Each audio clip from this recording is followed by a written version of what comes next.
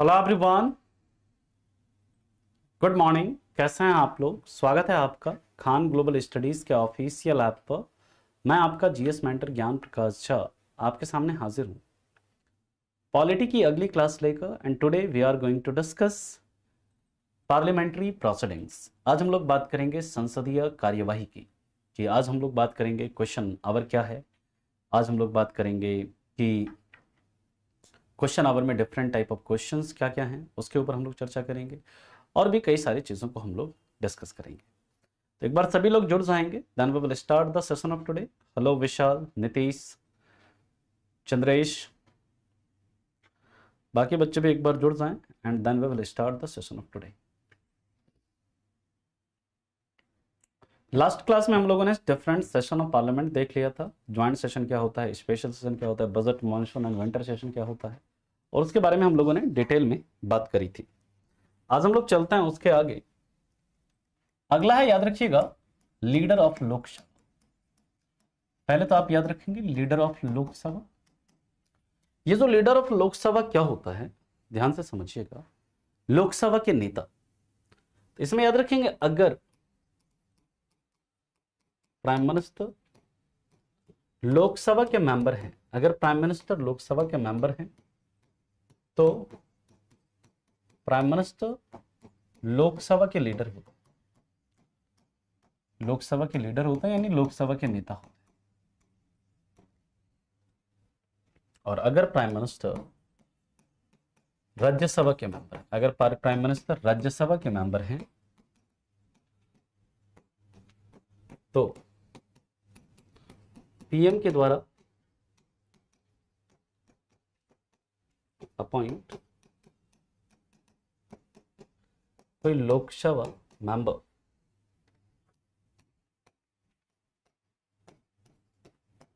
लोकसभा का लीडर होता है, लोकसभा का नेता होता है।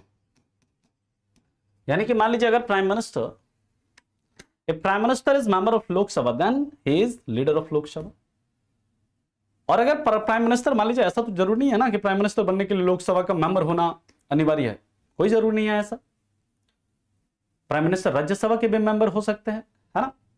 और मान लीजिए अगर प्राइम मिनिस्टर राज्यसभा के मेंबर है तो लीडर ऑफ लोकसभा उस समय कौन होगा?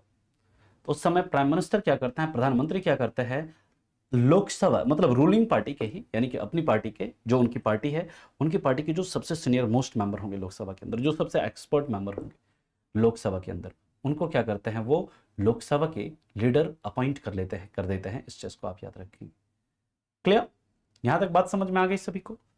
इसके बाद होता है दोस्तों leader of opposition in Lok Sabha. Leader of opposition in Lok Sabha, leader of opposition in Lok Sabha. आपको एक चीज तो पता होगा कि फर्स्ट 3 इलेक्शन में there is no any opposition, क्योंकि लगभग 75% सीट कांग्रेस से जीतती थी पहले 3 आम चुनाव में।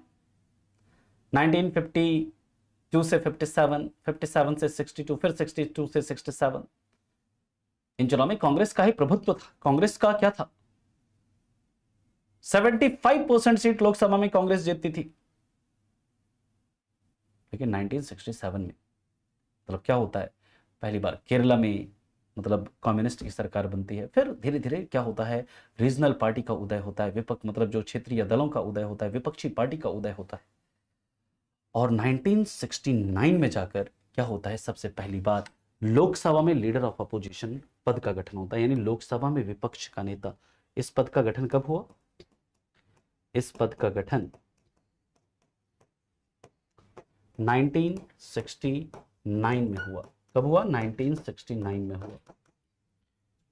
दोस्तों याद रखिएगा, इनका रैंक किसका, leader of opposition in Lok Sabha जो है, इनका रैंक कैबिनेट मिनिस्टर के बराबर होता है। इनका रैंक किसके बराबर होता है? कैबिनेट मिनिस्टर के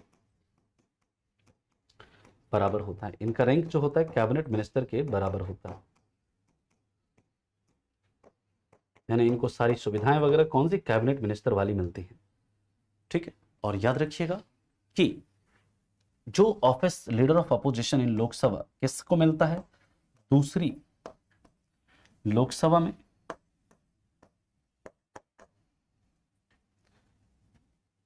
मतलब इसका पद प्राप्त करने के लिए याद रखिएगा 1/10 और 10% ऑफ लोकसभा सीट होनी चाहिए।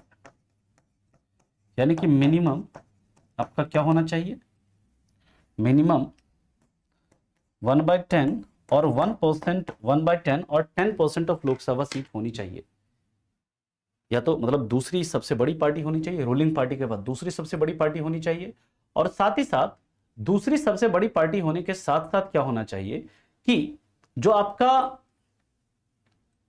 लोकसभा का जो टोटल सीट है, लोकसभा के टोटल सीट का 10% या फिर 1/10 होना चाहिए, तभी आपको क्या मिलेगा, लीडर ऑफ अपोजिशन का दर्जा मिलेगा। क्लियर है पॉइंट? तभी आपको विपक्षी दल के नेता का दर्जा मिलेगा। इस चीज को आप याद रखिएगा। तो इसे आप लोग नोट करेंगे। फिर चलते हैं इसके आगे, अगले पॉइंट पर हम लोग मूव करते हैं। यहां तक किसी को कोई दिक्कत है, कोई परेशानी है तो आप बता सकते हैं। वर्तमान में याद रखिएगा, कोई भी पार्टी जो है ना, किसी भी पार्टी को वर्तमान में कोई भी पार्टी जो है इस उस पर खड़ा नहीं उतरता है, इसलिए वर्तमान में आपका लीडर ऑफ अपोजिशन है नहीं लोकसभा के अंदर।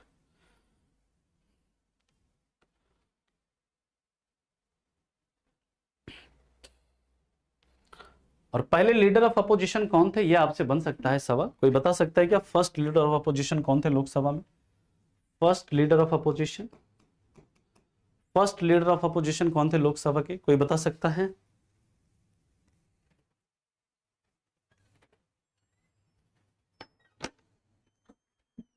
लोकसभा में जो रूलिंग पार्टी के बाद जो दूसरी सबसे बड़ी विपक्षी पार्टी होती है, और साथ ही साथ ऐसी पार्टी, दूसरी सबसे बड़ी विपक्षी पार्टी और दूसरे साथ ही साथ ऐसी पार्टी जिसके पास लोकसभा का जो टोटल स्ट्रेंथ है उसका 1/10 या 10% सीट प्राप्त हो, उस पार्टी के किसी लीडर को, उस पार्टी के किसी नेता को लीडर ऑफ अपोजिशन का दर्जा दिया जाता है, विपक्षी दल के नेता का दर्जा दिया जाता है ना?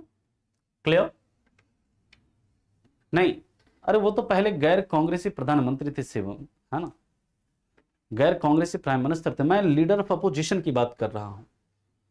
वेरी गुड अमित, बिल्कुल आपने सही बताया। राम सुभाग सिंह, बहुत बढ़िया।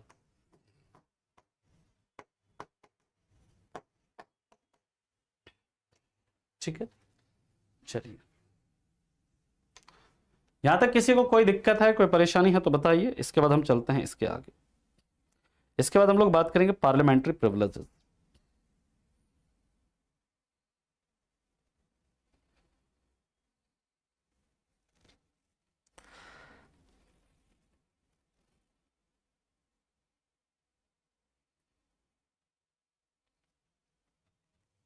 चलें आगे।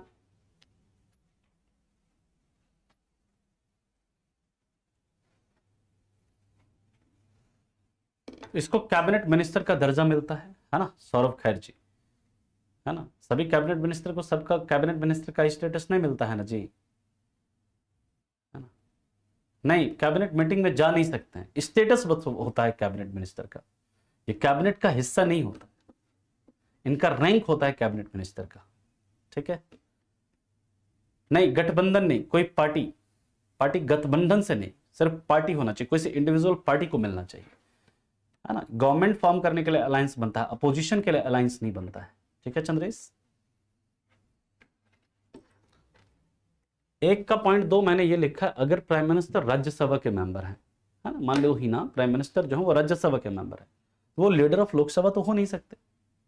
तो लोकसभा के नेता उस समय कौन होता है? प्राइम मिनिस्टर के द्वारा कोई भी उनकी पार्टी का जो सबसे सीनियर मोस्ट लीडर होता है, सबसे जो उनका मतलब नजदीकी सबसे जो लीडर होता है, उनको क्या करते हैं, वो लोकसभा में लीडर अपॉइंट कर देते हैं, लोकसभा का नेता अपॉइंट कर देते हैं। ठीक है, बिल्कुल भाई, एक व्यक्ति ही होता है विशाल जी, है ना। कांग्रेस ही सेकंड है भाई, है ना सौरभ जी। यहां तक किसी को कोई दिक्कत, कोई परेशानी? लेकिन वर्तमान में आपका याद रखना है, लोकसभा के मतलब जो विपक्षी दल का जो पद है वो क्या है, खाली है। चलिए अगले पॉइंट पर चलते हैं हम लोग, नेक्स्ट पॉइंट की बात करते हैं। अगला है पार्लियामेंट्री प्रिविलेजेस। पार्लियामेंट्री प्रिविलेजेस, इसे हम लोग बोलते हैं संसदीय विशेषाधिकार। संसदीय विशेषाधिकार,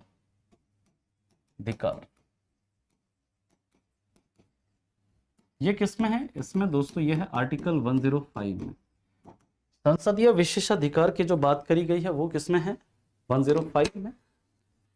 और जो स्टेट लेजिस्लेचर से संबंधित जो है ना, स्टेट लेजिस्लेचर से संबंधित जो विशेषाधिकार है वो किसमें है? वो है आपका आर्टिकल 194 में, है ना, 194 में। तो ये तो सरकार को सोचना चाहिए ना हर्ष, है ना, जो संविधान के निर्माता थे उनको सोचना चाहिए था। ठीक,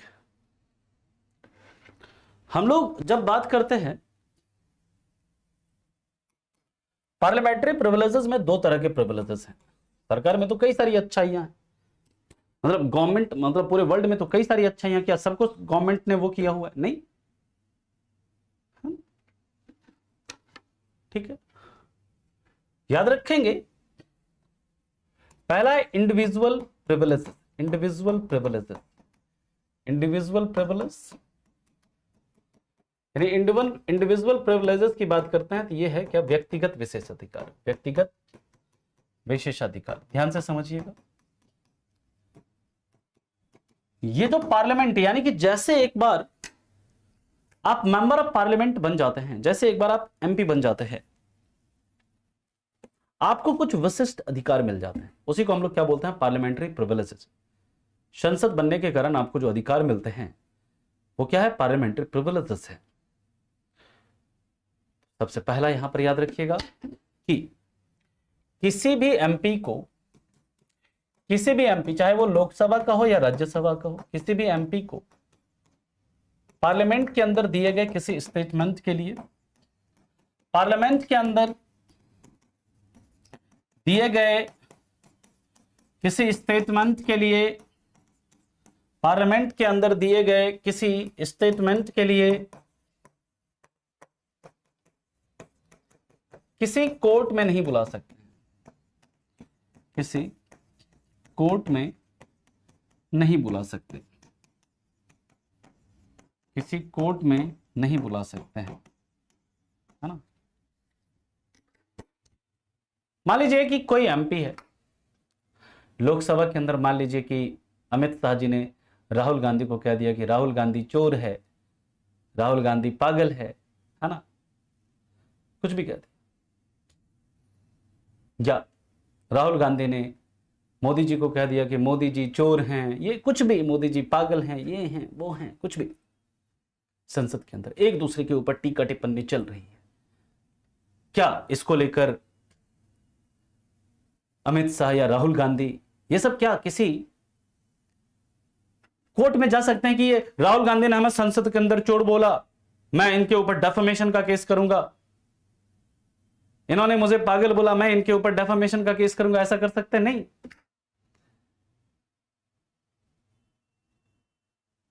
तो क्या उनके खिलाफ कोई एक्शन नहीं हो सकता? यस, एक्शन होता है।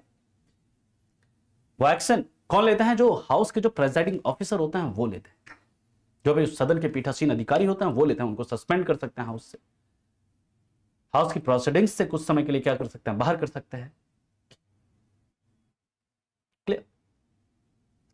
लेकिन उसके लिए आप किसी कोर्ट में नहीं जा सकते हैं, यहां पर लेकिन ब्रैकेट में लिख लीजिएगा, एक्सेप्ट जजेस of supreme court and high court, accept जजेस of supreme court and high court. आप पार्लियामेंट के अंदर कुछ भी बोल रहे हैं, उसके लिए आपको किसी कोर्ट में नहीं बुला सकते हैं, लेकिन अगर आप सुप्रीम कोर्ट के जज या हाई कोर्ट के जज के बारे में कुछ भी बोलते हैं, अगर उनके खिलाफ अगर कुछ भी बोलते हैं कि जो चीफ जस्टिस ऑफ इंडिया है ना चंद्रचूड़, ऐसा मान लेते हैं कि कोई संसद है, कोई एमपी है, वो अगर ऐसा बोलता है, ये जो चंद्रचूड़ है ना, ये हमारे पीछे पड़ा है, ये इसका मतलब इरादा ठीक नहीं है, ये गलत आदमी है ना, उसको आप डिफेम, उसके बारे में कुछ गलत बोलते हैं, तुरंत सुप्रीम कोर्ट आपको नोटिस ऑर्डर करेगी, कहेगी चलो भाई आ जाओ कोर्ट में, कंटेम्प्ट ऑफ कोर्ट का केस है तुम्हारे खिलाफ, आ जाओ। न्यायालय की अवमानना के तहत तुम लोग क्या हो? कोर्ट में आ जाओ। क्लियर? यानी कि आप किसी सुप्रीम कोर्ट या हाई कोर्ट के जज के बारे में कुछ नहीं बोल सकते। उनके बारे में तभी बोल सकते हैं आप कुछ जब उनको हटाने का प्रस्ताव संसद में लंबित है तब। अगर किसी सुप्रीम कोर्ट या हाई कोर्ट के जज को हटाने का प्रस्ताव संसद में चल रहा है तभी आप उनके खिलाफ कुछ बोल सकते हैं, अन्यथा आप किसी भी जज के खिलाफ कुछ नहीं बोल सकते, सुप्रीम कोर्ट या हाई कोर्ट के। अगर आप बोलते हैं तो उस कंडीशन में आपको कोर्ट में फिर बुलाया जा सकता है। दूसरा,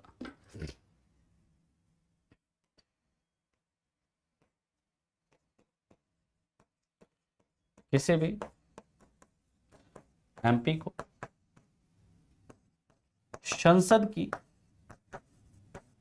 संसद के सत्र के दौरान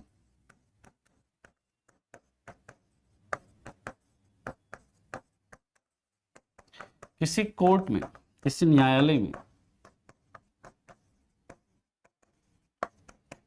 गवाही देने के लिए नहीं बुला सकते। किसी न्यायालय में गवाही देने के लिए नहीं बुला सकते हैं। यानी अगर संसद का सत्र चल रहा है तो सत्र के दौरान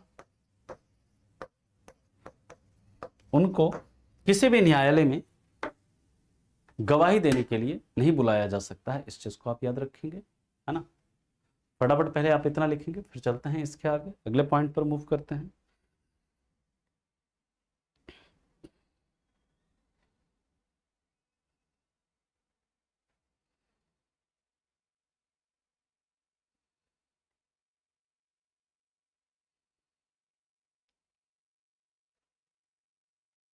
सर, लोकसभा स्पीकर का पद वास्तव में न्यूट्रल होता है, हालांकि वो रूलिंग पार्टी से अपॉइंटमेंट होता है। न्यूट्रल वास्तव में मतलब न्यूट्रल पद है, लेकिन कोई रूलिंग पार्टी से जब चुनकर आया है तो क्या वो न्यूट्रल रहेगा कभी?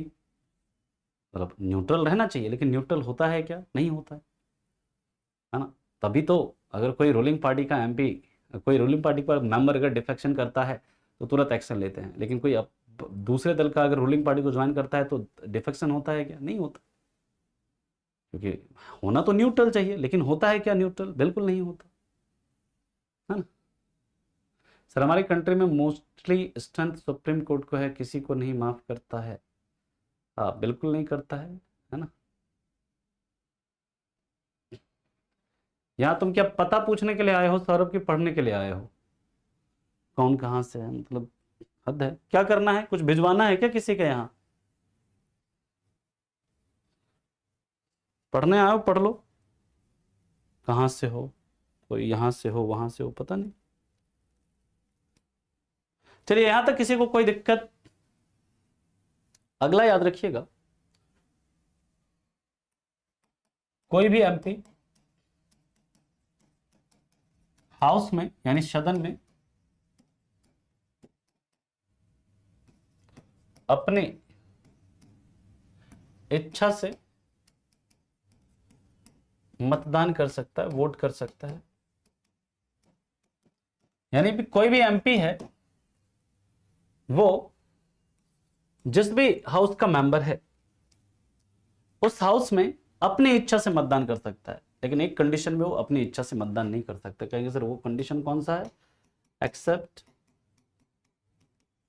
3 लाइन व्हिप। अगर 3 लाइन व्हिप को इशू किया गया है, 3 लाइन व्हिप को इशू किया गया है, तो 3 लाइन व्हिप के मामले में वो अपनी इच्छा से मतदान नहीं करेगा, फिर उसको पार्टी की इच्छा से मतदान करना पड़ेगा। इस चीज को आप याद रखिए, ठीक। इसके बाद की बात करते हैं, किसी भी एमपी को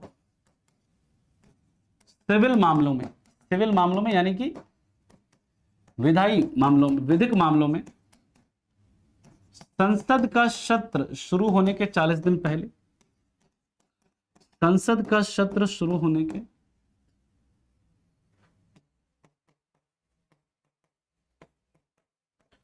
40 दिन पहले संसद के सत्र के दौरान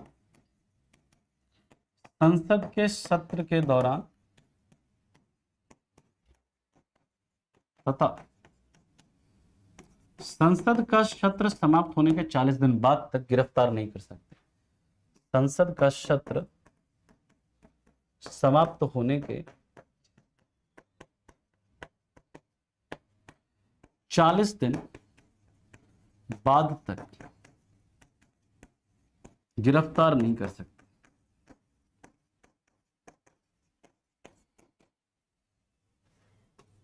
यानी कोई भी अगर एमपी है, उनको सिविल मामलों में से, है ना, अगर कोई क्रिमिनल मामला है उसमें गिरफ्तार कर सकते हैं। सौरभ कल की क्लास जाकर देखो, है ना। रेगुलर नहीं हो तो मुझे पता है, आज तुम्हारे पहली बार मैं तुम्हें क्लास में देख रहा हूं, है ना, और ऐसे बच्चों से मुझे बड़ा दिक्कत है ना, जो कि क्लास में रेगुलर नहीं रहेंगे। अगर तुम क्लास में कल होते फिर तुम्हारा ये सवाल नहीं होता, है ना। तो डिसिप्लिन में रहो अगर जीवन में सफल होना है तो, नहीं तो इसी तरह यदा कदा आइए, है ना। एग्जाम में भी यदा कदा ही क्वेश्चन कर पाएंगे, है ना। जो क्वेश्चन आएंगे ना उसमें से हो सकता है कि सब सवाल में से कितना मुश्किल से 20-25 सवाल कर पाओगे। पढ़ोगे नहीं तो क्या होगा।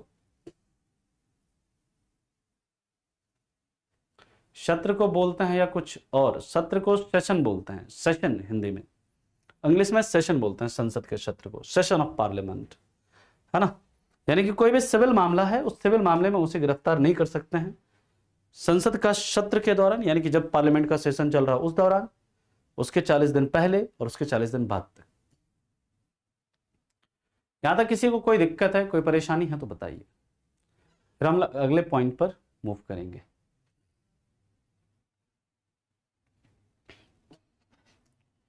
इसके बाद हम लोग बात करेंगे कलेक्टिव प्रिविलेज की, कलेक्टिव प्रिविलेज की बात करेंगे। यहां तक किसी को कोई दिक्कत है तो बता सकते हैं।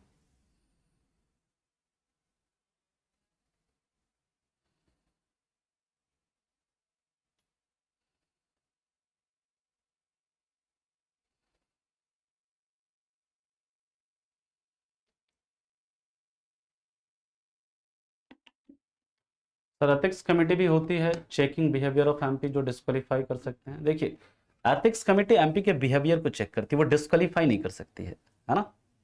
क्लियर।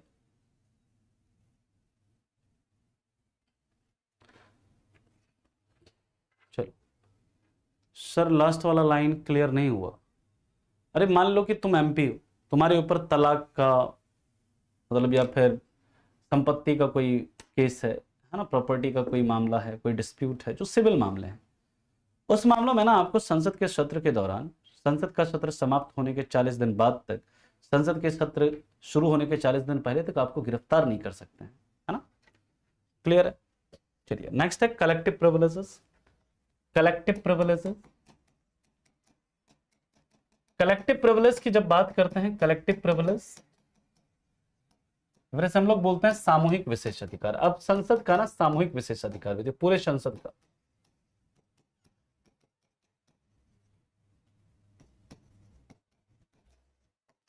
याद रखिएगा, पार्लियामेंट को अपने हाउस से किसी गैर सदस्य को निकालने का अधिकार है, किसी गैर सदस्य को निकालने का अधिकार है। यानी मान लीजिए कि लोकसभा का प्रोसीडिंग चल रहा है, लोकसभा का कार्यवाही चल रहा है, ठीक है, और लोकसभा में मान लीजिए कि राज्यसभा का कोई मेंबर आकर बैठ गया चुपचाप, या फिर राज्यसभा का कार्यवाही चल रहा है और राज्यसभा में लोकसभा का कोई मेंबर जाकर बैठ गया चुपचाप, तो लोकसभा क्या कर सकता है, उस नॉन मेंबर को बाहर कर सकता है, राज्यसभा उस नॉन मेंबर को बाहर कर सकता है, या फिर लोकसभा राज्यसभा के अंदर अगर कोई प्रोसीडिंग चल रही है, अगर कोई वहां पर गैर सदस्य है जो कि लोकसभा और राज्यसभा का सदस्य नहीं है, उसे बाहर निकाला जा सकता है हाउस से।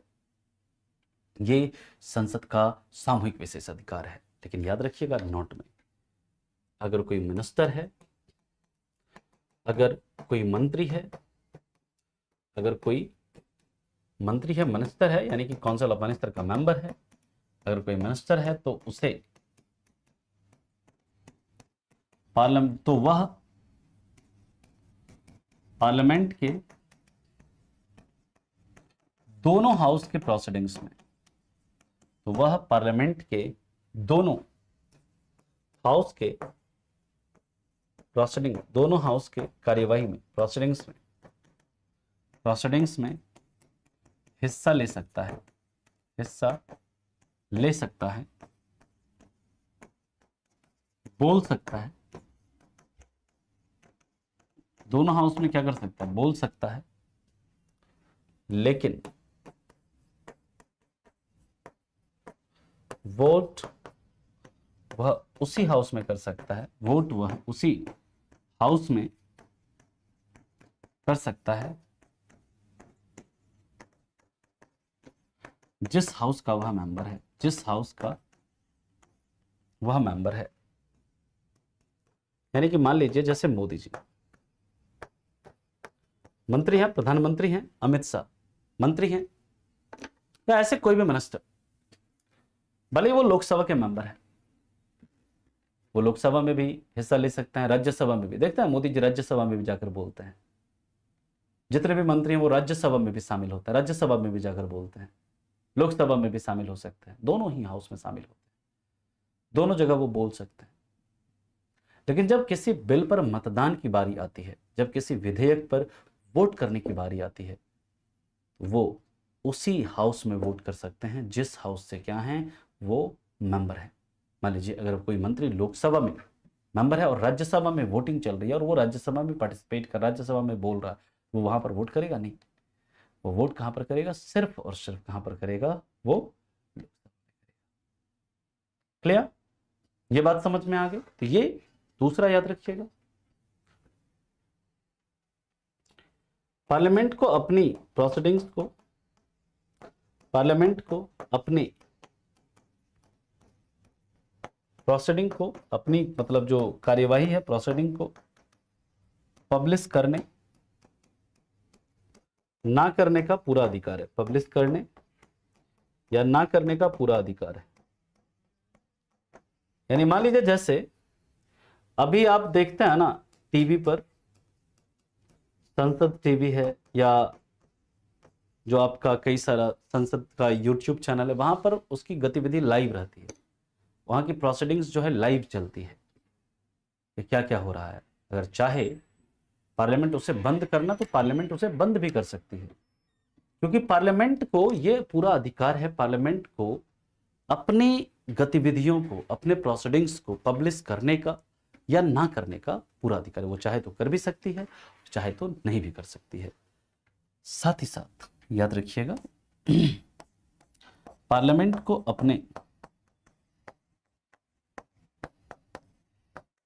अवमानना के खिलाफ दंड देने का अधिकार है। Parliament can punish for their contempt, अपनी अवमानना के खिलाफ दंड देने का अधिकार है। यानी कि parliament can punish for their contempt, parliament can punish for their contempt, parliament can punish for their contempt. यानी कि अगर मान लीजिए पार्लियामेंट के बारे में कोई कुछ लिखता है, कोई कुछ बोलता है और इससे पार्लियामेंट का अगर अवमानना होता है, पार्लियामेंट का अगर कंटेम्प्ट होता है, पार्लियामेंट उसे क्या कर सकती है, पनिश कर सकती है, उसे दंड दे सकती है। ठीक है, क्लियर? तो उसका प्रूफ लेकर के आप डीएसपी से मिल सकते हैं, डीएसपी से एसपी से मिल सकते हैं, है ना। मजी राणा, नागाजी, महेंद्र जी, है ना। कितना नाम रखा है जी तुमने।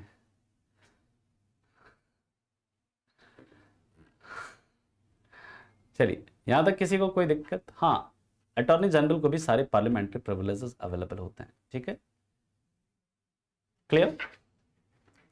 अवमानना का मतलब होता है अहंकार, कि पार्लियामेंट के बारे में गलत बोलना, पार्लियामेंट के बारे में गलत लिखना, कि संसद जो है वो अपना काम ठीक से नहीं कर रही है, संसद बेकार हो गई है ना, संसद ये है वो है ना। नहीं हो सकता सौरभ, पॉसिबल नहीं है ना। अगर पॉसिबल होता तो मैं अवश्य कर देता, ऐसा संभव नहीं होता तो मैं कर देता जरूर। यहां तक किसी को कोई दिक्कत है, कोई परेशानी है तो बताइए। नेक्स्ट हम लोग मूव करते हैं अगले पॉइंट पर, पार्लियामेंट्री प्रिविलेजेस।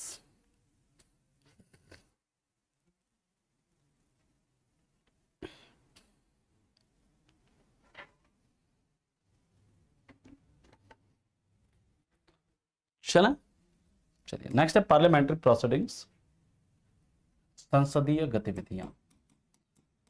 पार्लियामेंट्री प्रोसीडिंग्स यानी संसदीय गतिविधियां।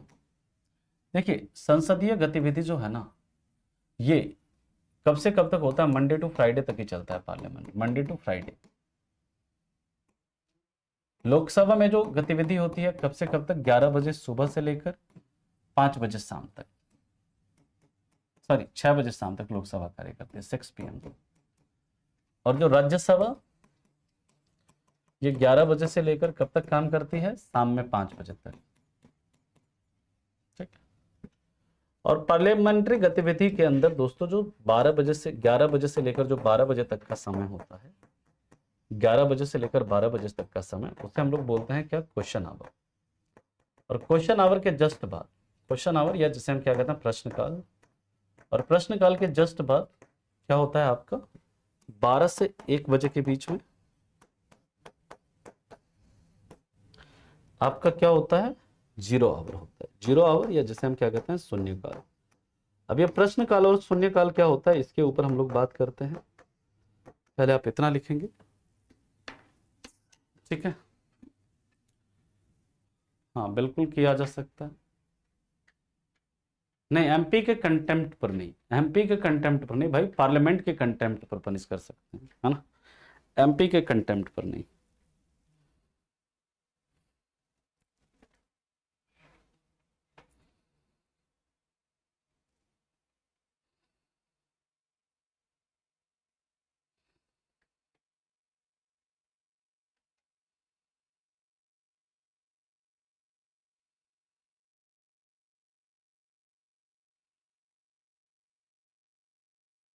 सर सारे मिनिस्टर, सारे मेंबर्स मिनिस्टर नहीं होते तो क्या उन्हें सैलरी वगैरह? अरे बिल्कुल मिलता है कॉमन, MP का सैलरी होता है ना जी।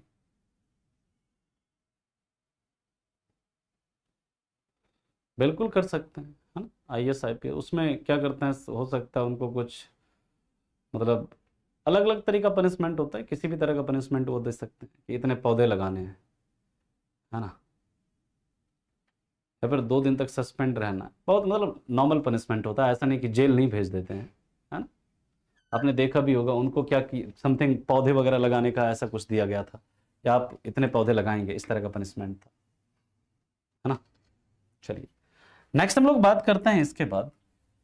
सबसे पहला है क्वेश्चन आवर। क्वेश्चन आवर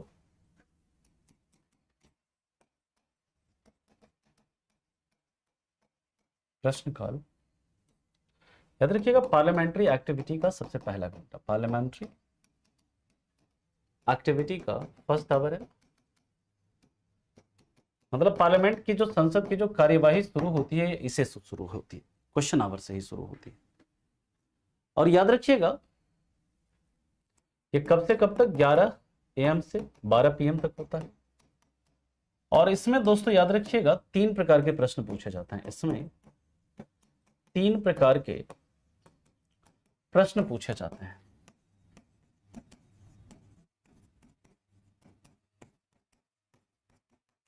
सबसे पहला जो प्रश्न पूछा जाता है वो पूछा जाता है स्टार्ट क्वेश्चन। स्टार्ट क्वेश्चन या जिसे हम कहते हैं तारांकित प्रश्न। क्या बोलते हैं? तारांकित प्रश्न। तारांकित प्रश्न पे क्या लगा होता है? स्टार मार्क लगा होता है ना? ऐसे ऐसे स्टार मार्क लगा होता है।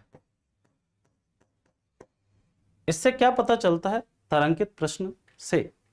कि इसका जो उत्तर देना है, इसका उत्तर कैसे देना है? इसका मौखिक उत्तर देना है, इसका ओरली आंसर देना है, ओरल आंसर देना, मौखिक उत्तर देना, इसका मौखिक उत्तर देना होता है। यानी मान लीजिए जो तारांकित प्रश्न है ना, तारांकित प्रश्न अगर है तो इस तारांकित प्रश्न का मौखिक उत्तर देना होता है। मान लीजिए कि आपने पूछा, मान लीजिए कि मैं मिनिस्टर हूं और आप एक MP है ना? आपने मेरे से सवाल किया कि ये मिनिस्टर साहब ये बताइए कि आपने इस साल में कितने IIT बनवाए पूरे देश में, नए कितने IIT बनवाए? मैंने कहा जवाब दिया, मैंने 5 आईआईटी बनवाए। अब फिर से जो मेरा जवाब है उस जवाब में से फिर से आप सवाल पूछ सकते हैं कि ये बताइए कि ये जो 5 आईआईटी है आपने कहाँ कहाँ बनवाए हैं और उस पर कितने कितने पैसे खर्च किए हैं।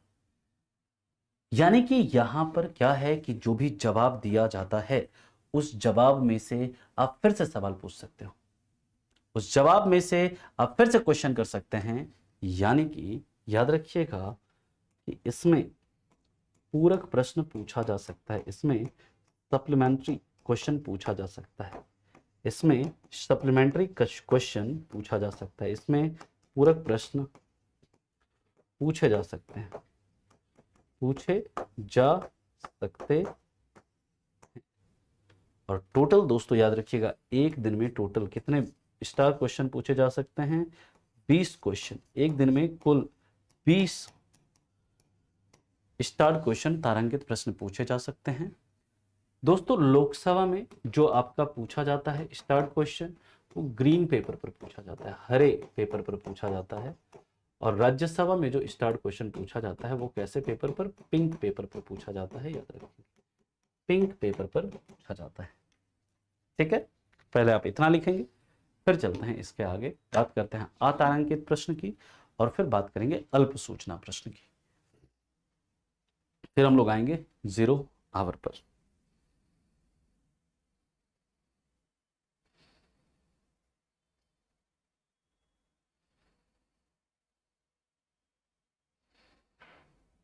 कल हम लोग डिफरेंट टाइप ऑफ बिल्स पढ़ेंगे कल की क्लास में।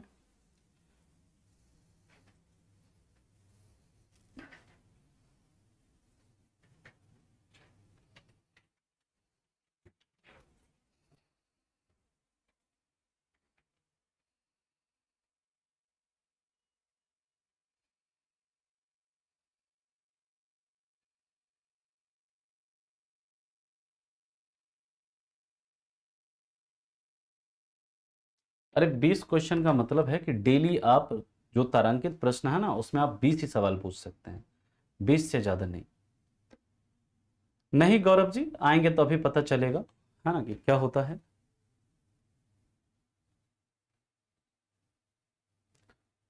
अरे ओंकार, जो लोकसभा के अंदर जो तारांकित प्रश्न पूछा जाता है उसके लिए हरे रंग का कागज होता है, उस पर पूछा जाता है। राज्यसभा में पिंक कलर का पेपर होता है, उस पर पूछा जाता है। ठीक है,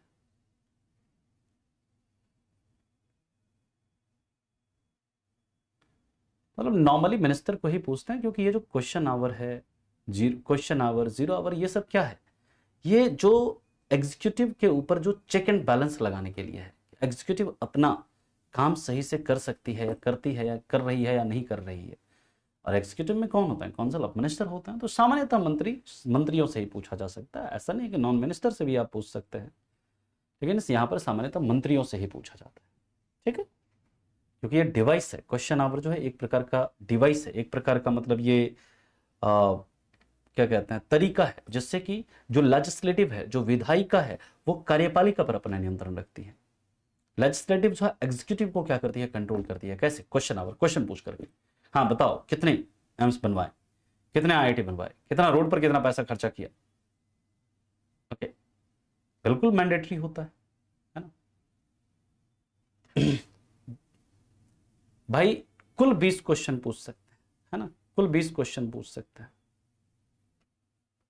ठीक है,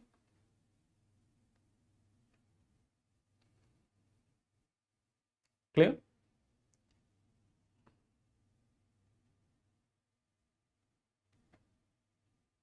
चलिए अब हम लोग बात करते हैं इसके आगे। बोथ साइड से 20-20 क्वेश्चन पूछ सकते हैं, मतलब क्या बोल रहे हो? बोथ साइड से मैं समझ नहीं रहा हूं। ये पता नहीं, झूठ बोले तो उनके खिलाफ एक्शन लिया जा सकता है, उनके खिलाफ प्रेजाइडिंग ऑफिसर जो है वो उनके खिलाफ कार्रवाई कर सकते हैं, सस्पेंड कर सकते हैं, ऐसा कुछ। लेकिन इतना क्या मतलब है ये कि अगर झूठ बोले तो क्या करना है? इस तरह के सवाल नहीं बनते हैं एग्जाम में शिवा, है ना। आप लोग, कई बार मैं देखता हूँ कुछ बच्चे इरेलीवेंट चीज़ों में ज़्यादा रहते हैं, है ना। जितना मैं लिखा रहा हूँ ये आपके एग्जाम के लिए इनफ है, यहां पर लोकसभा में 20 क्वेश्चन पूछे जाएंगे, राज्यसभा में 20 क्वेश्चन पूछे जाएंगे। ठीक है, चलिए अगले पॉइंट पर चलते हैं। दूसरा है अनस्टार्ड क्वेश्चन।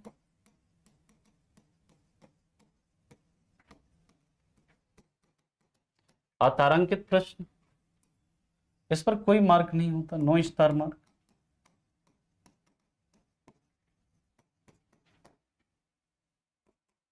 इसका रिटर्न आंसर देना होता है, इसका रिटर्न आंसर देना होता है, इसका लिखित उत्तर देना होता है,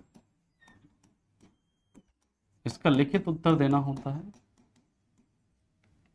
अब लिखित उत्तर देना है तो इसमें आप सप्लीमेंट्री क्वेश्चन नहीं पूछ सकते, इसमें पूरक प्रश्न नहीं पूछ सकते, सप्लीमेंट्री क्वेश्चन नहीं पूछ सकते, इसमें सप्लीमेंट्री क्वेश्चन नहीं पूछ सकते, क्योंकि यहां पर आपका आंसर जो है वो क्या है, रिटर्न है, नहीं पूछ सकते, सप्लीमेंट्री क्वेश्चन नहीं पूछ सकते हैं।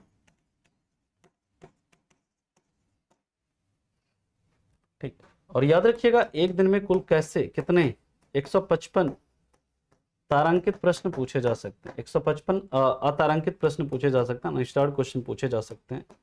लोकसभा में ये व्हाइट पेपर पर पूछा जाता है और राज्यसभा में इसे किस पेपर पर पूछा जाता है, येलो पेपर पर।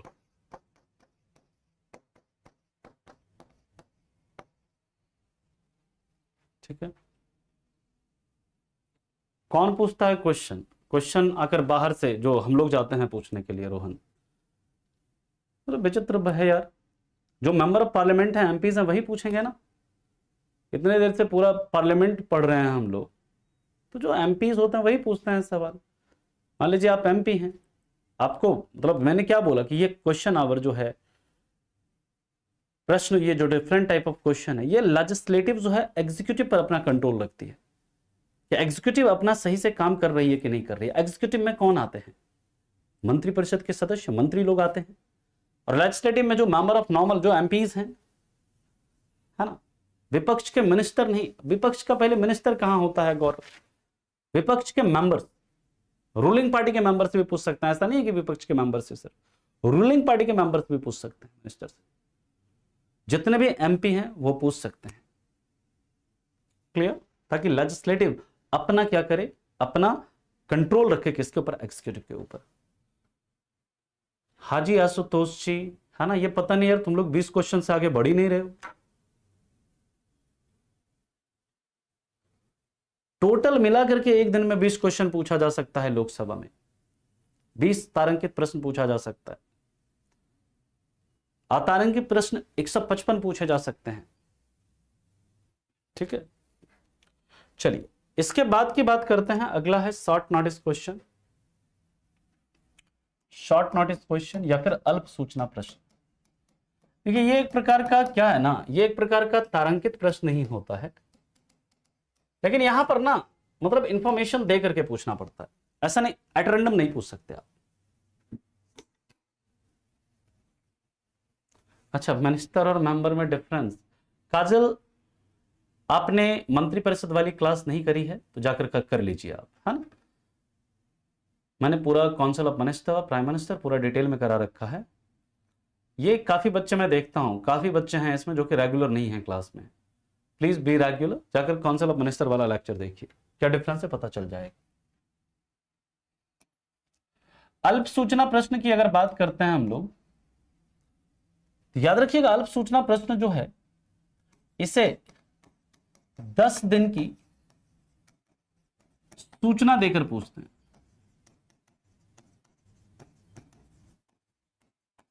यानी कि ये जो क्वेश्चन है ना, ये जो पूछा जाएगा, इस क्वेश्चन को यहां पर दिया जाएगा, भैया 10 दिन का समय है, 10 दिन के अंदर क्या करिए आप इसका उत्तर दीजिए।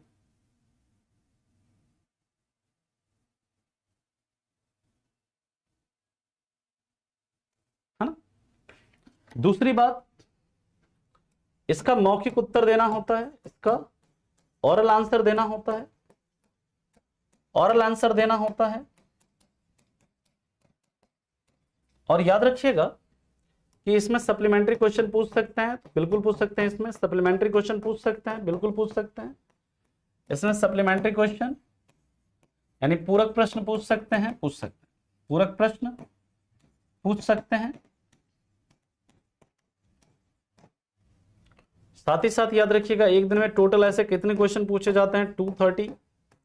एक दिन में मतलब 230 क्वेश्चन पूछे जा सकते हैं। और याद रखिएगा कि ये लोकसभा और राज्यसभा दोनों में ही हल्का पिंक पेपर, जो हल्का पिंक होता है ना, लाइट पिंक पेपर पर पूछा जाता है। लोकसभा एंड राज्यसभा दोनों में, लोकसभा और राज्यसभा दोनों में ही ये लाइट पिंक पेपर पर पूछा जाता है, हल्का गुलाबी पेपर पर पूछा जाता है ना।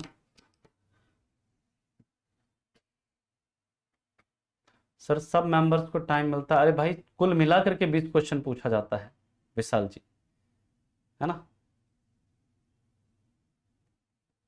कुल मिलाकर के।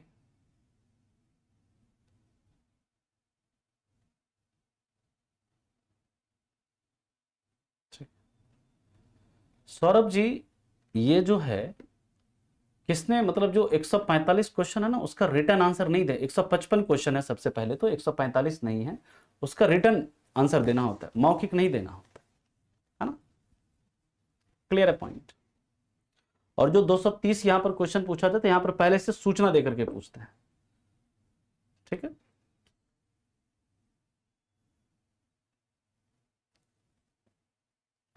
यहां तक किसी को कोई दिक्कत कोई परेशानी है तो बताइए, फिर चलते हैं इसके आगे, अगले पॉइंट पर मूव करते हैं।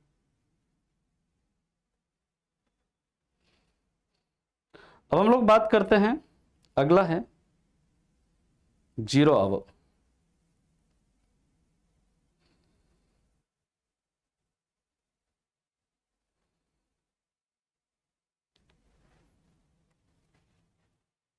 क्वेश्चन आएंगे क्वेश्चन आवर से, मतलब कि जो प्रश्न काल के बारे में निम्न कथनों पर ध्यान दीजिए। प्रश्न काल के बारे में निम्न कथनों पर ध्यान दीजिए। ये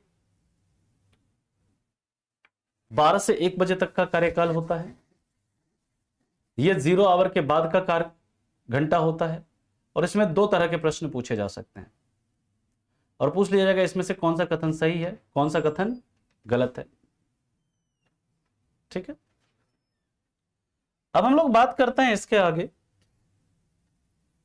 नेक्स्ट है, और आप लोग खुद से, मैंने कई बार आप लोगों को बोला है कि आप लोग खुद से प्रीवियस ईयर के क्वेश्चन को डिस्कस खुद से सॉल्व करिए।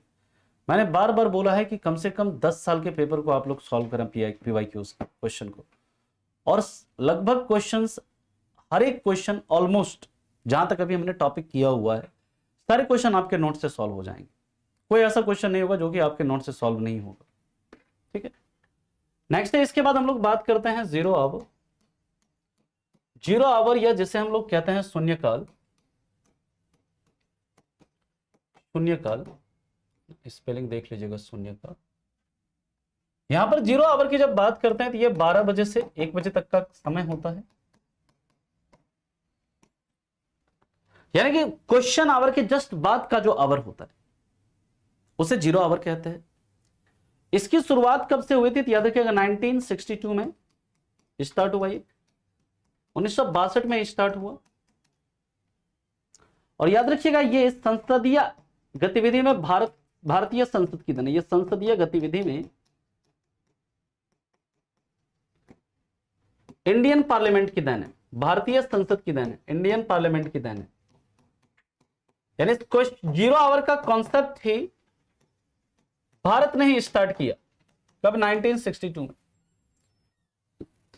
इसके पहले ये किसी देश में नहीं था।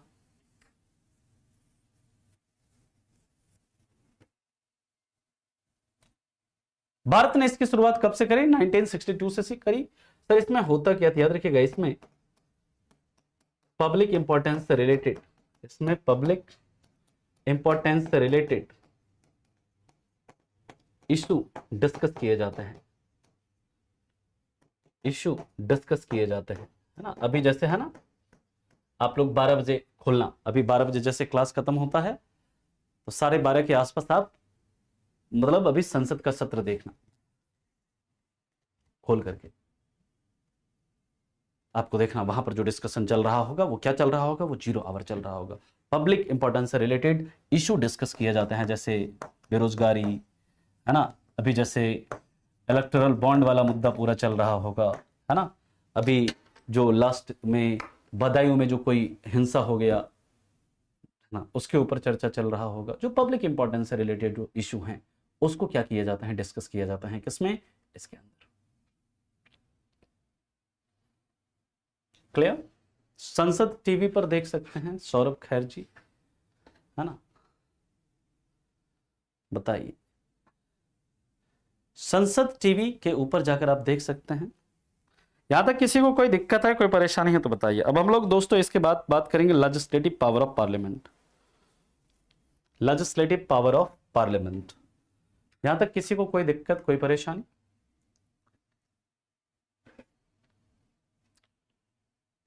अब जो लेजिस्लेटिव पावर ऑफ पार्लियामेंट है इसको हम लोग नेक्स्ट क्लास में डिस्कस करेंगे, और कल ही हम लोग बात करेंगे डिफरेंट टाइप ऑफ बिल्स। कल हमारा जो बिल्स ऑफ पार्लियामेंट है ये टॉपिक हमारा कल फिनिश हो जाएगा, और फिर परसों देखते हैं, मतलब कि लगभग मान लीजिए कि 2 से 3 क्लास में आपका ये जो पार्लियामेंट टॉपिक है वो फिनिश हो जाएगा। देखिए इलेक्टोरल बॉन्ड जो है ना गोलू बघेल जी, अगर आपको किसी पार्टी को चंदा देना है तो आप उसको पैसे में, कैश में नहीं दे सकते। उसके लिए आपको क्या करना पड़ता है, इलेक्टोरल बॉन्ड आप खरीद सकते हैं। इलेक्टोरल बॉन्ड खरीद करके आप क्या कर सकते हो, चंदा दे सकते हो। और इलेक्टोरल बॉन्ड सिर्फ और सिर्फ कहां से खरीद सकते हैं आप, एसबीआई से, बाकी किसी बैंक से नहीं खरीद सकते। ठीक है, हाँ, मंडे टू फ्राइडे संसद ही मंडे टू फ्राइडे चलता है। हाँ, अभी बजट सेशन चल रहा है ना। तो इलेक्टोरल बॉन्ड क्या होता है ना, ये आपका 1000, फिर उसके मल्टीपल में 2000, ऐसे 10,000, है ना, ऐसे 50,000, ऐसे इस मल्टीपल में मिलता है। आप क्या करते हैं, एसबीआई में जाएंगे और आप क्या कर सकते हैं, कैश दे करके, सॉरी कैश नहीं, चेक के द्वारा, है ना, चेक के द्वारा, डीडी के द्वारा, या फिर अगर आप जो मतलब आपका डिजिटल ट्रांजैक्शन के द्वारा आप क्या कर सकते हैं, वहां से कैश से आप वहां से क्या कर सकते हैं, वो इलेक्टोरल बॉन्ड खरीद सकते हैं। इलेक्टोरल बॉन्ड जिस दिन आप खरीदते हैं उसके 14 दिन के अंदर अंदर आपको क्या करना पड़ता है, वहां उसको किसी भी मतलब जो पार्टी है उसके बैंक अकाउंट में आपको क्या करना पड़ता है, उसे जमा करना पड़ता है। ठीक है, उसमें कई सारे डिस्कशंस होते हैं चंद्रेश जी, उसमें हाफ आवर डिस्कशन होता है, नॉर्मल डिस्कशंस होते हैं, है ना, बिल्स पास होते हैं, बिल पर चर्चा होती है ना चंद्रेश। ठीक है, बिल के ऊपर डिस्कशन होता है, बिल के ऊपर वोटिंग होती है ना, और भी हाफ एन आवर डिस्कशन होता है, 2.5 एन आवर डिस्कशन होता है, कई सारी चीजें होती है। हम लोग बात करेंगे आगे चलेंगे तो। ठीक है, तो मिलते हैं फिर आपसे। सर क्या ये सही है जो जज कर रहे हैं, डेफिनेटली सही है ही ना, व्हाई नॉट, क्यों सही नहीं है, बिल्कुल सही है। हाँ, तो खत्म हो जाते हैं फिर वो, आप क्या कहते हैं, उस पैसे का कुछ नहीं, फिर आप जाकर वापस उसको क्या करेंगे, बॉन्ड को वो करके फिर आप मतलब उसका अलग प्रोसेस है, फिर से आपको वापस करना पड़ेगा, फिर आपको पैसे लेने पड़ेंगे, आप उसे जमा नहीं कर सकते। ठीक है, चलिए तो मिलते हैं फिर आपसे अगली क्लास में, तब तक के लिए आप लोगों का धन्यवाद, thank you so much, bye bye, take care and have a good day, thank you.